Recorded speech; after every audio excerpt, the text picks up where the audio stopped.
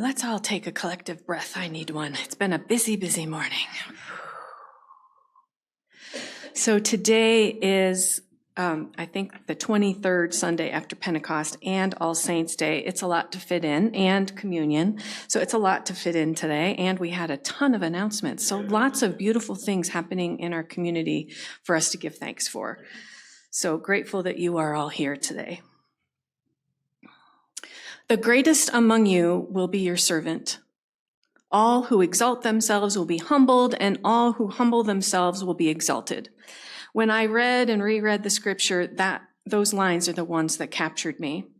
And this is a scripture, another one of Jesus' teachings, where he flips over what was commonly accepted as true, right? That a leader is great, that we need to be looking up to people.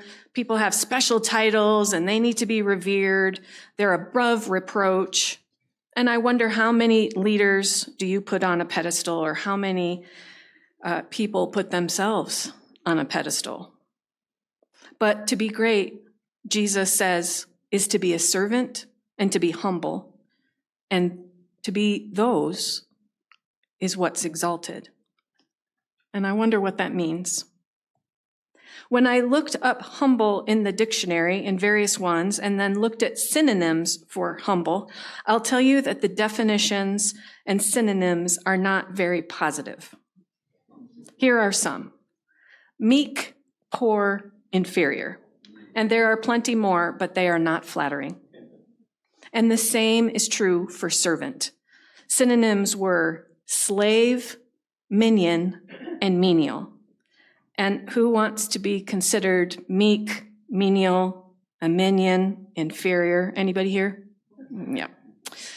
I'm guessing most of us now and in Jesus' time strive to be anything but those.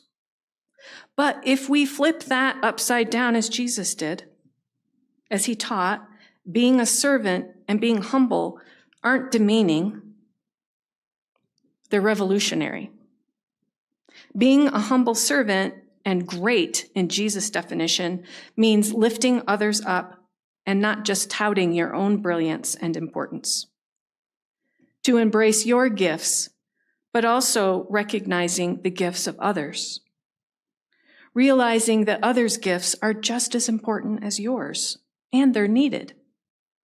It means sharing power, authority, success, and failures, not being self-important, arrogant, better than, having a fancy title, or showing off a place of honor or prestige. Another verse in the scripture today says, do whatever they teach you and follow it, but do not do as they do, for they do not practice what they teach. Which reminded me of the verse that Nicole shared last week from the Gospel of Mary Magdalene, that said, be careful not to let anyone mislead you by saying, look over there, and what's over there? And then, the way my mind works, I wonder if anyone ever heard this saying as a child: do as I say, but not as I do. Right? It's often an admonishment not to pay attention to the things that a parent is doing that might not be exactly correct or what they want to teach or say. But it's kind of funny. Jesus says not to follow that. Do as they say, because they're teaching good things, but don't follow the putting yourselves on a pedestal and being arrogant and thinking yourself more important than you are. And then I was thinking about the story for all ages, being a goat, the greatest of all time. And like I said, for the longest time, I didn't understand what that meant, so it took me a little while. But I also didn't really understand in context that being a goat, the greatest of all time, can change. The rules change, times change, our understanding changes. But what I'm really curious about is Jesus' definition that being great is being a servant and being humble, which is often very different than how we think about it today. And I know that our congregation isn't huge on icons. I happen to love them, and I'm going to have Truitt put one up that I found this week. This is an All Saints Day icon poster by artist Kelly Lattimore. And in it, I know you probably can't see it great. However, what he has created is a poster with icons of 36 saints across history. Now, some of those are definitely saints in the traditional Catholic canonized tradition. Does anyone recognize any of those who would be called official saints? Saint Francis is up there. Yep. Is that Mother Teresa? It's actually a different Mary. That is Mary. I have to find her. I have a whole list here. Saint Hildegard of Bingen, I think, is that one. Yep. You see Jesus up there? So Jesus is up there in several different ones. He's on the top row. Yeah, Dorothy Day is up there, yes. Yes, Mr. Rogers. Who else do you recognize? St. Teresa of Lisieux is up there. Nelson Mandela? It is not Nelson. There's a James Baldwin is up there. Desmond Tutu and Frederick Douglass is up there. John Lewis, not Frederick Douglass, John Lewis. Yep. Yeah. Maybe. Let me look. Oh, I can't find them all. I have 2 pages of them. St. Patrick is up there. Maya Angelou. Anybody seen Maya Angelou? Yep, bottom right. Yes. So what I love about this is that the people in this poster, our culture would not necessarily put on the GOAT list, right? The greatest of all time. But what they do meet is Jesus' definition of being a humble servant. And I would guess that many of us have people in our lives who we consider to be saints. All of these, they're maybe not officially canonized, but they are great in their own way. And I wonder who's on that list for you. And when I think of saints, whether they're canonized by the Catholic Church or whether they're common saints, here's what I think about as saints. This is what I would think of as a person who is a saint.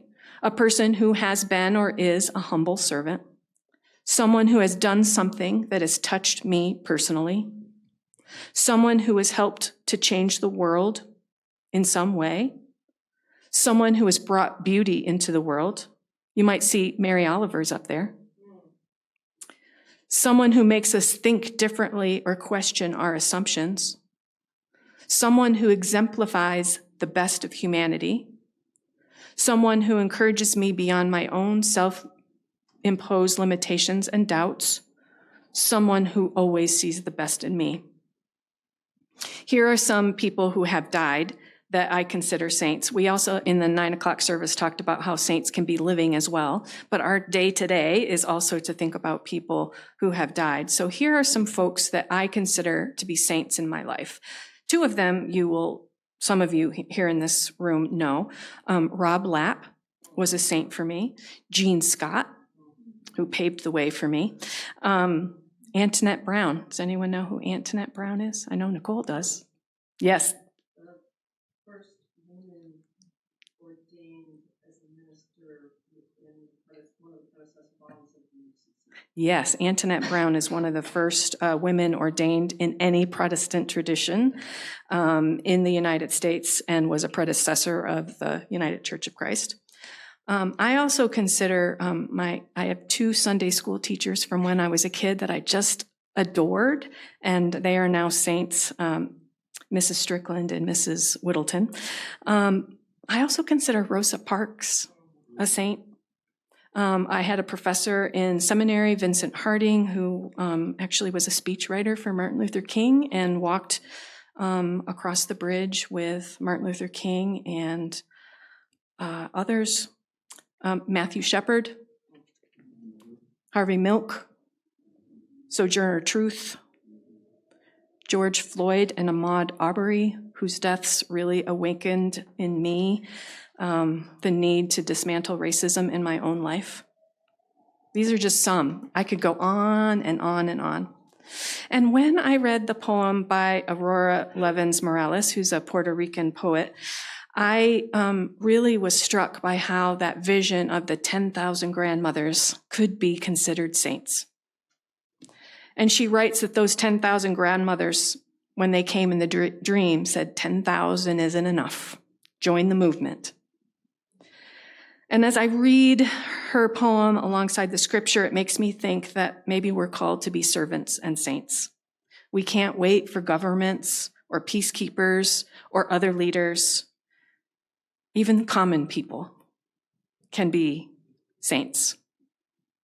We're called to wake up and put on our shoes and go bring our gifts, whatever they are. Hers were to bring guavas and bandages. What are yours? To make a difference with everyone we meet, whether it's at home, in our workplace, in our schools, in our churches, in the greater community. Saints don't have to be perfect. They have to pick up their gifts, serve each other, and be willing to walk. You don't have to be the greatest of all time for the culture. You have to be the greatest of all time for one person. So on this All Saints Day, I ask you to turn to your neighbor and share with them, somebody, who is a saint in your life? How have they impacted you? And what was it about them? So we'll take a couple minutes and I'll bring you back, and then we're going to honor our saints.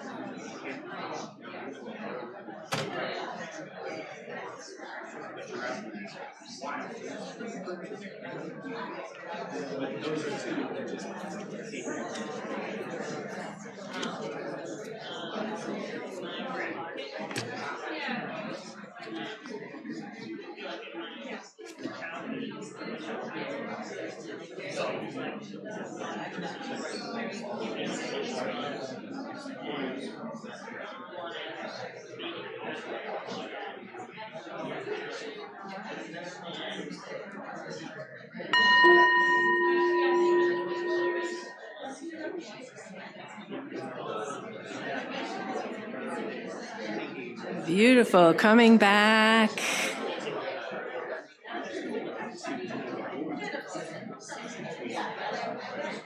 Ooh, I love that everyone is into this, remembering your saints. So thank you for sharing with your neighbor. Thank you for honoring your saint, and we will move now into a time of honoring our saints. And Nicole is going to start with a prayer, and then just for traffic, we have a station up here and then two in the back. So when it's time, we'll invite you to come and light a candle, bring a photo, whatever you brought. But there are 3 different places you can go. Greetings to you wherever you are watching this. For those of you whom I have yet to meet in person, I'm Reverend Nicole Marsh, pastor here at Community UCC. And we see that people like you are watching our live stream each week. And because of this, we are excited to be embarking upon an experiment. And we need you. If you are engaging with us regularly, finding meaning in what we are about, we would like to extend a special invitation for you to be among the first CUCC digital disciples. For signing up for just $10 a month, you will receive a t-shirt with the new CUCC logo. And we are also exploring the idea of offering other content to those of you who are part of this new and growing area of digital ministry. Sign up to support us in this new way at cuccboulder.org/support by clicking on the yellow donate tab and noting you are a digital disciple in the instructions. Or as always, we welcome an old-fashioned check mailed to us at CUCC, P.O. Box 3646, Boulder, Colorado 80307. Thank you for being and building beloved community with us, and thank you for your gift, whatever it might be.